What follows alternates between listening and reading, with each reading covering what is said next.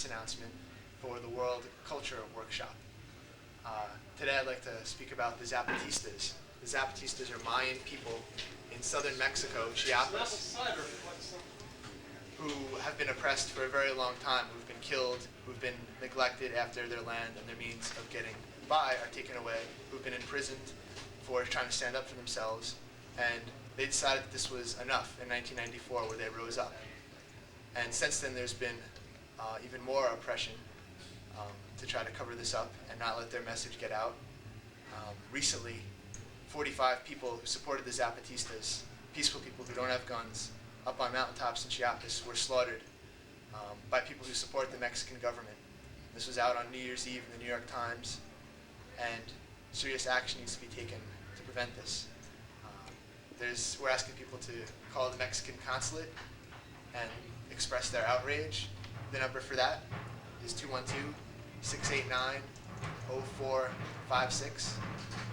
We're also asking people to come to the Mexican consulate. There'll be a demonstration there this Monday, January 12th, at 12 o'clock, and that is at 8 East 45th Street, between 5th Avenue and Madison in Manhattan. And this will be to protect the Zapatistas from false imprisonment, from being killed by a government who wants business over human rights and will kill people to support that. And this will also be an educational experience for people to get involved. So please join us, and thank you for watching the World Culture Workshop. Is it there? Sure.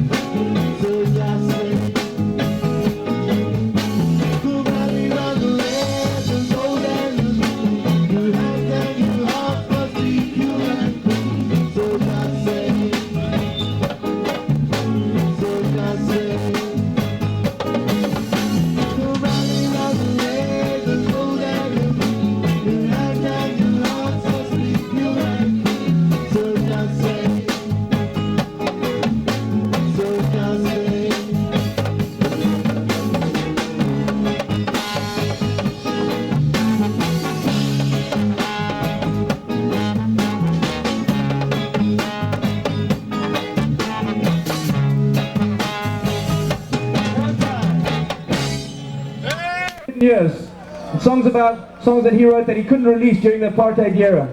Okay? And he's managed to do it now. So it's songs written from the hidden years. So we're going to be performing with that band pretty soon. So you guys hang around for that. This is a song about peace and love. It's called Wings of Fire.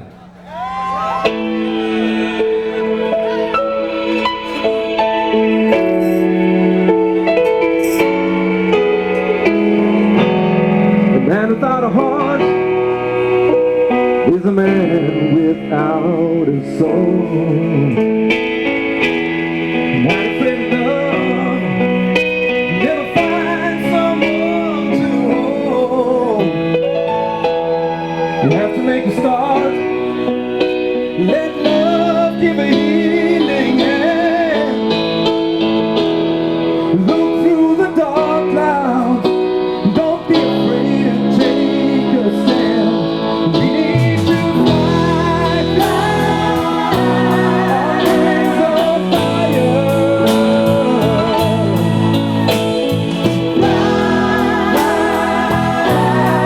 Wings of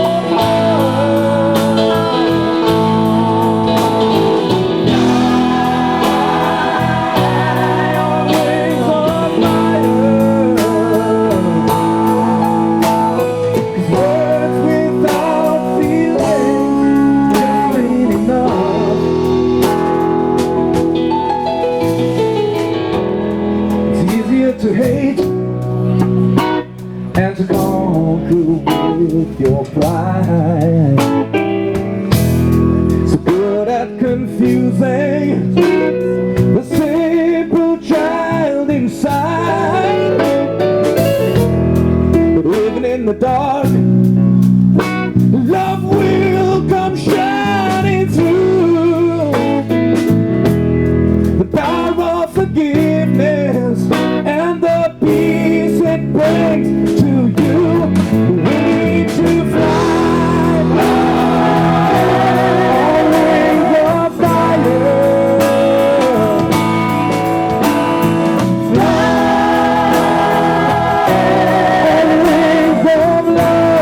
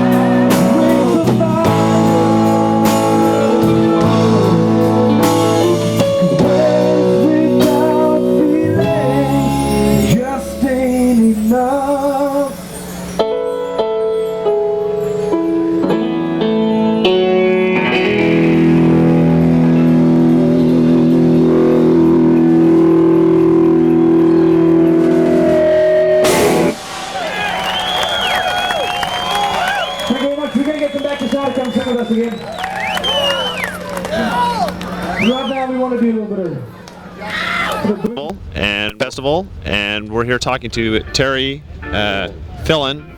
Terry, can you tell us about what you're doing today?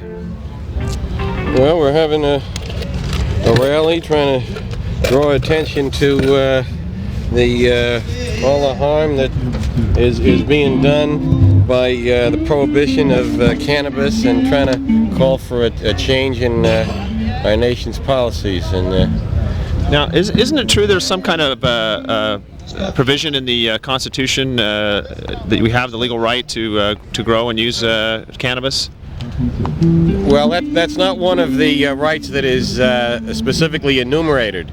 But when they enacted the Constitution, which is the supreme law of the land, they included the 9th Amendment, which says that the enumeration of certain rights in the Constitution shall never be construed in any way to deny or disparage all the others retained by the people.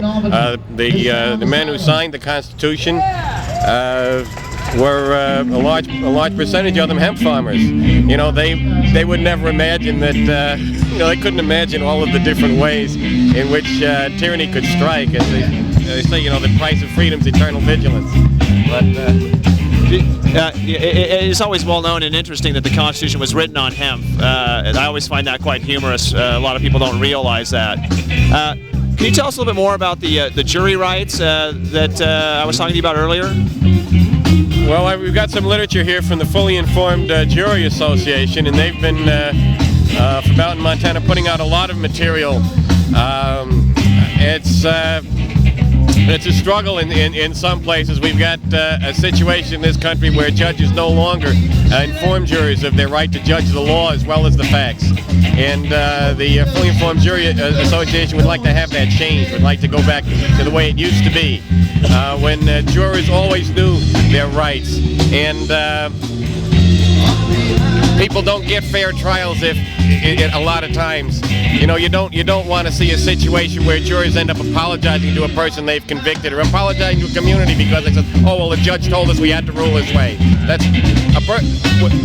The juror has more power than anyone else in the courtroom, and no one can punish a juror for his or her verdict, or even, the President of the United States can't make him change their verdict, and that's always been the law.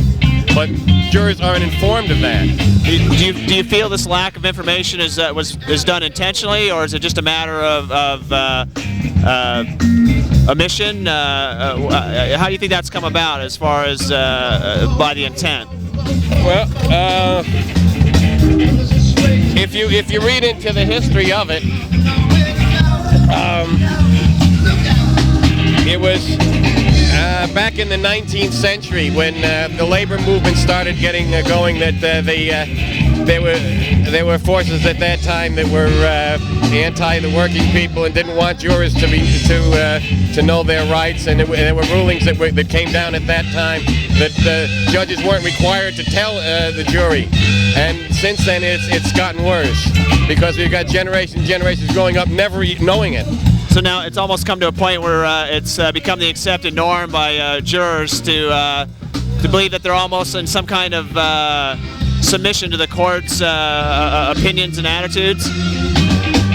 Yeah, it becomes trial by government rather than trial by jury, when a juror surrenders their right to a government employee who is basically what the judge is.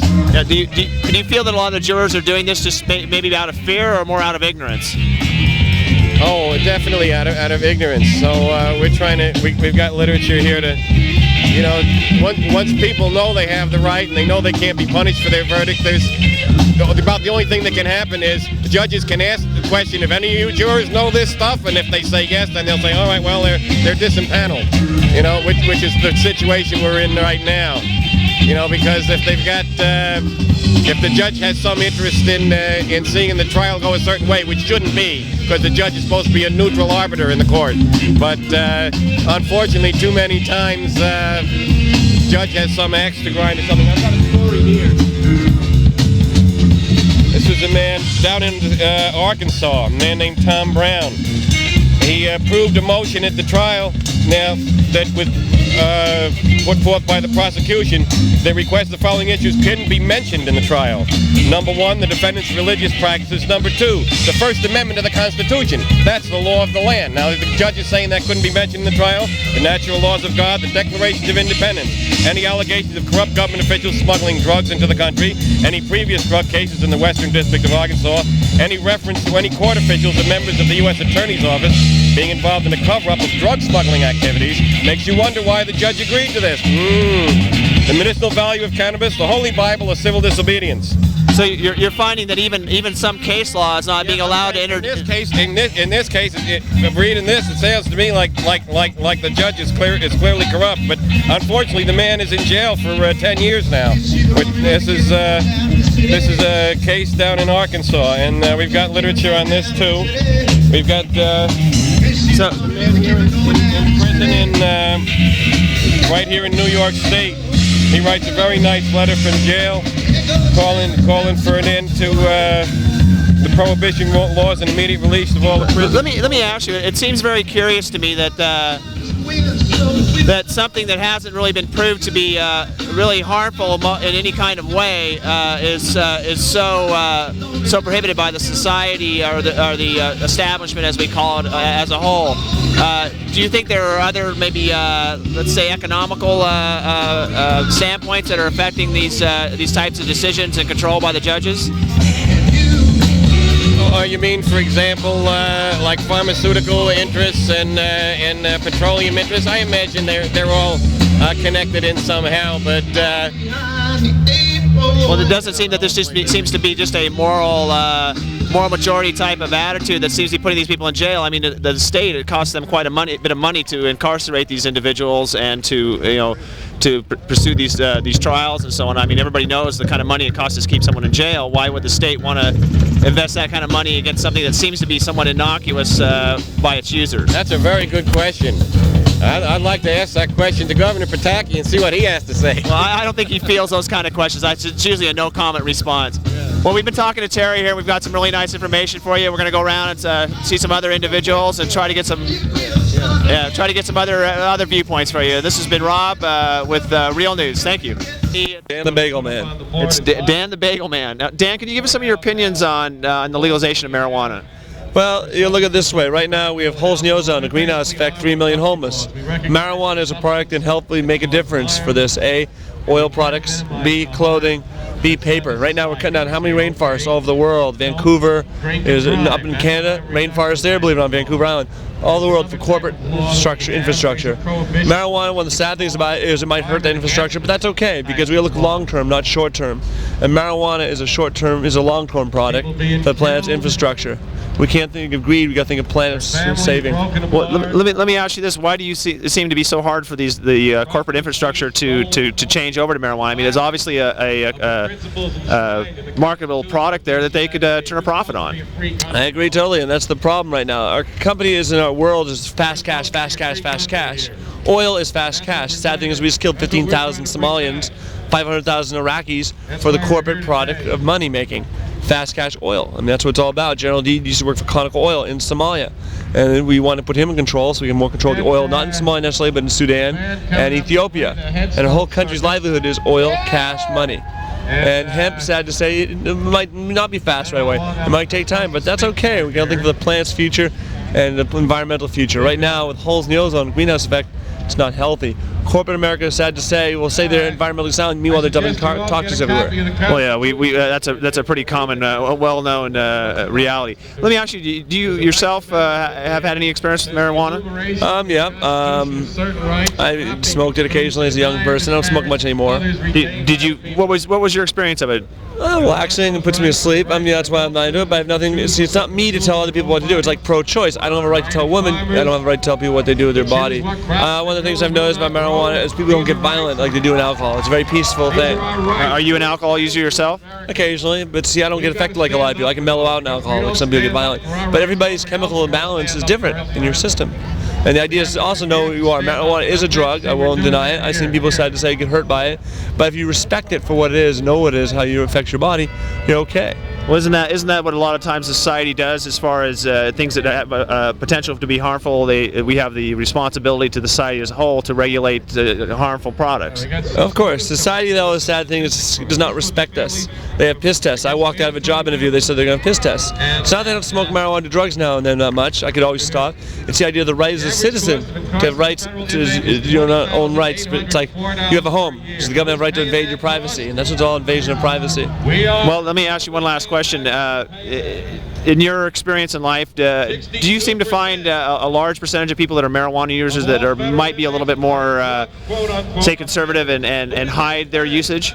I think it's changing. Friends of mine are bike messengers, and they bike through the financial districts of Boston and the courthouse areas, and they smell more marijuana there than anywhere else. And yet these are the same people you wouldn't even know smoke it. So it's like, well, obviously they have the money to buy it, like most people don't. Oh yeah, so it's very common now. I think it was on the ballot in a lot of states. There's a good chance it wouldn't pass this time, but it might pass in 2 years. It will be on the ballot in Massachusetts, hopefully, in the next couple of years, and a couple other states. So it sounds like it's just the old slow but sure uphill battle, and eventually we'll get there. I think it's working. Cops now who grew up with it when they were younger are accepting it.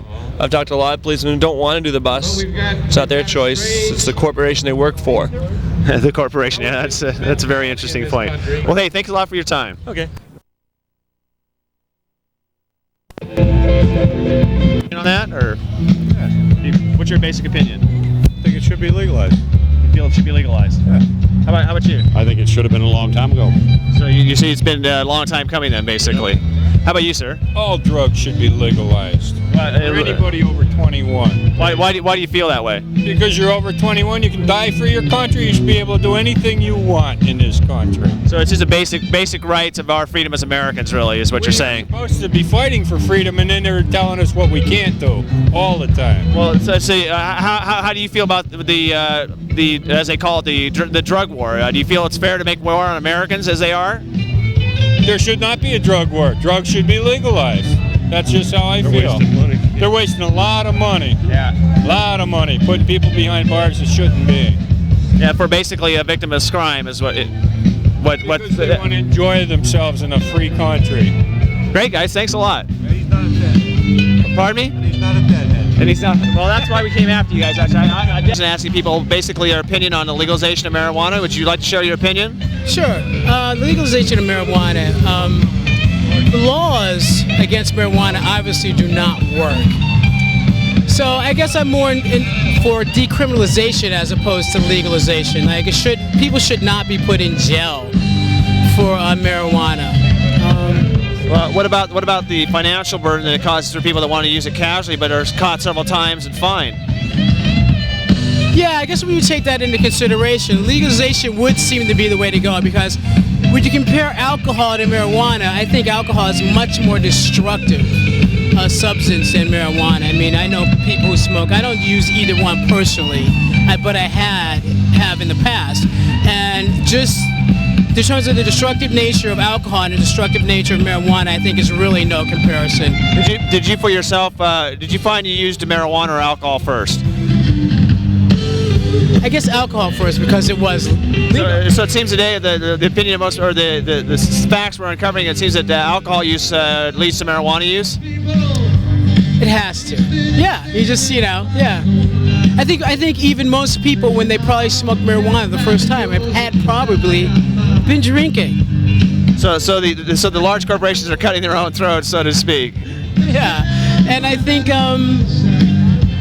yeah, that seems to be the case. I mean, in terms of a tax base, imagine if it was sold legally and taxing it for like schools. I mean, that would be sort of weird, but I mean, really, when you're taking that consideration, what you could use with the tax money, the revenue raised, if it was, say, produced by and taxed by the government and legalized and distributed that way, almost like cigarettes in a way, but like alcohol. Don't you think though that there's a big problem with the amount of cigarette revenues that would be lost by the legalization of marijuanas, or would it be basically an offsetting penalty, so to speak?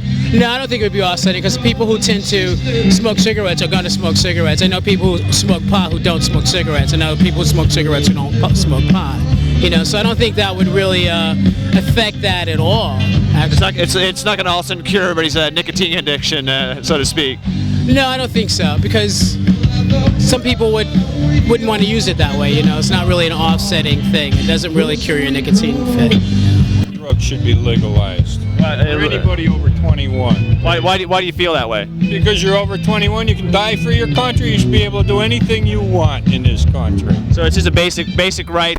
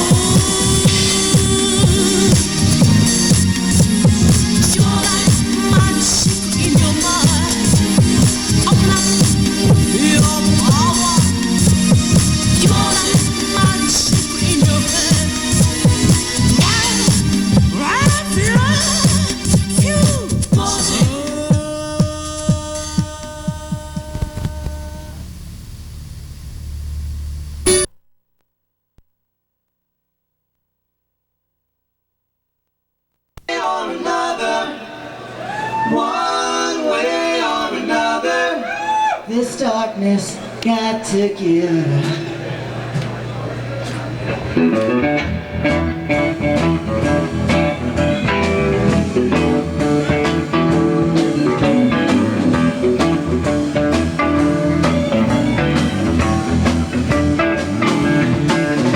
Please don't dominate the rap chat. It's got nothing new.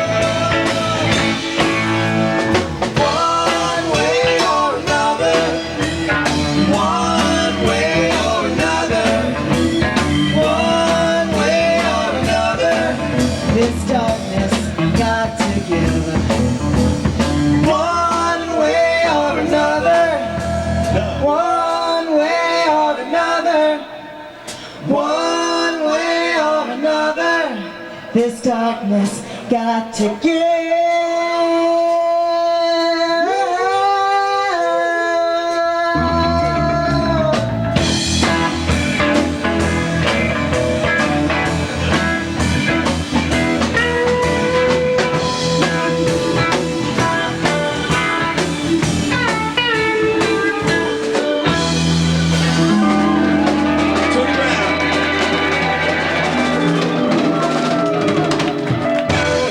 Let's hear it for her.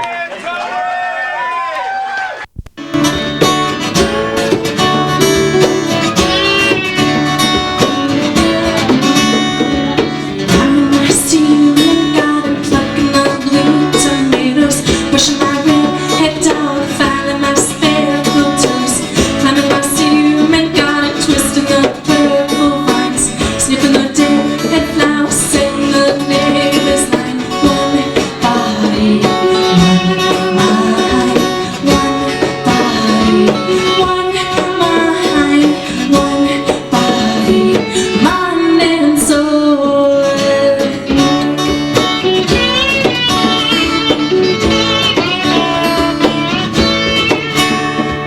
I'm a nice human, got high on yellow cats, chasing the evening night, stare stream with the taps.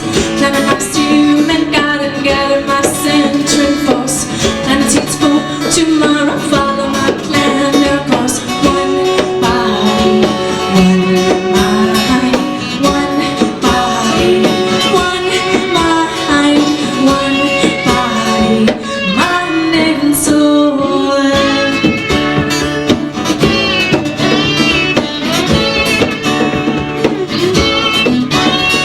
I believe, yeah, I believe, I believe, yeah, I believe, I believe, yeah, I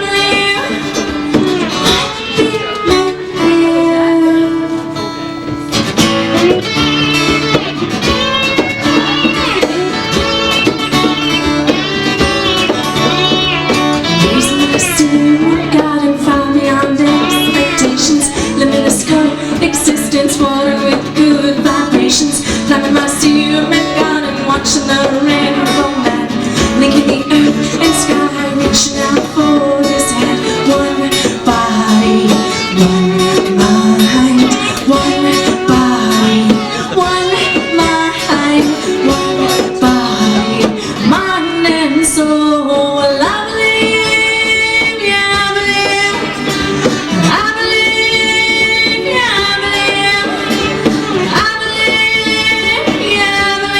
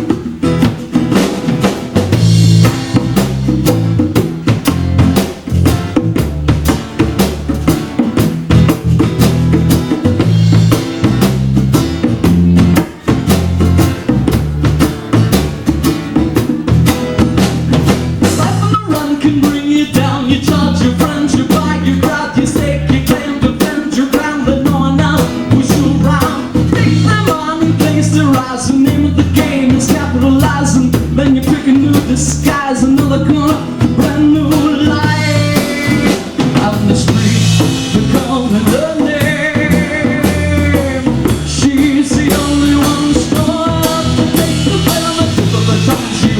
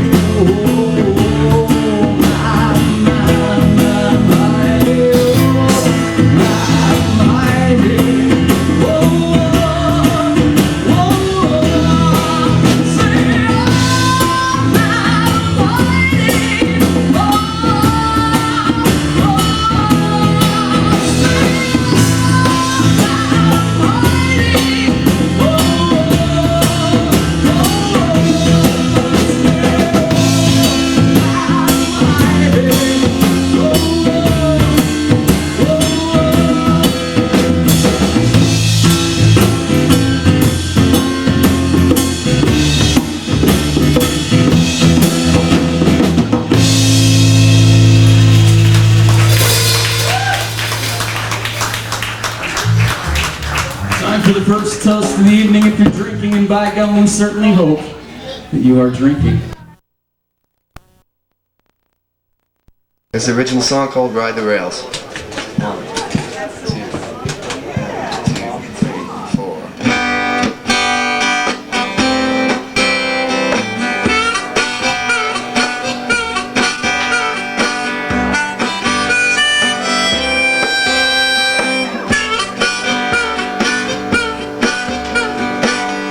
Winter ain't no friend of mine. It's always been that way. When it starts to snow, well, I've gotta go. I made no plans to stay. September, it's for leaving, but September's long since gone. Now I hear you put your keys in. Should've moved along, and I wish that I could ride the rails again. Traveling through the nighttime on the ride never ends. Could have stayed so far away from the trouble that I'm in, and I wish that I could ride the rails again.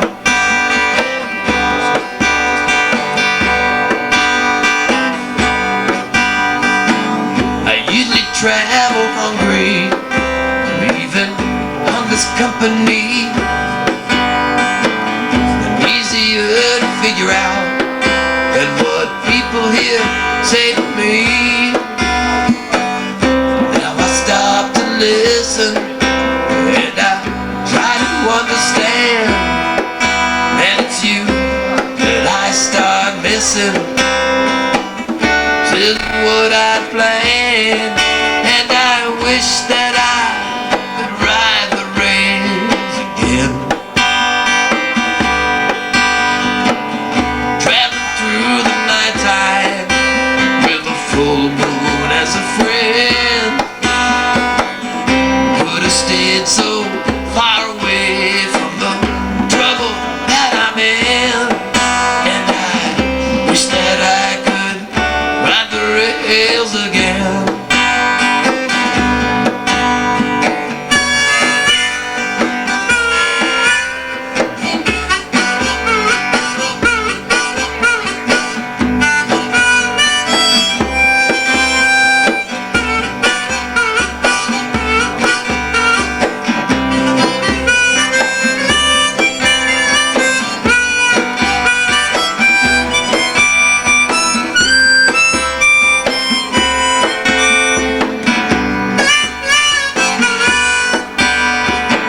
I had some dreams that brought me here. I used to hear them when I'd sing. I lost them when I tried to find the kind of price that they would bring. This town will drive me crazy. Seems when I sing I waste my breath, but I guess I'll stay the winter. I'll freeze to death, and I wish that I could ride the rails again. Traveling through the nighttime, riding on the wheel. Could have stayed so far away from the trouble that I'm in, and I wish that I could ride the rails again. Yes, I wish that I could ride the rails again.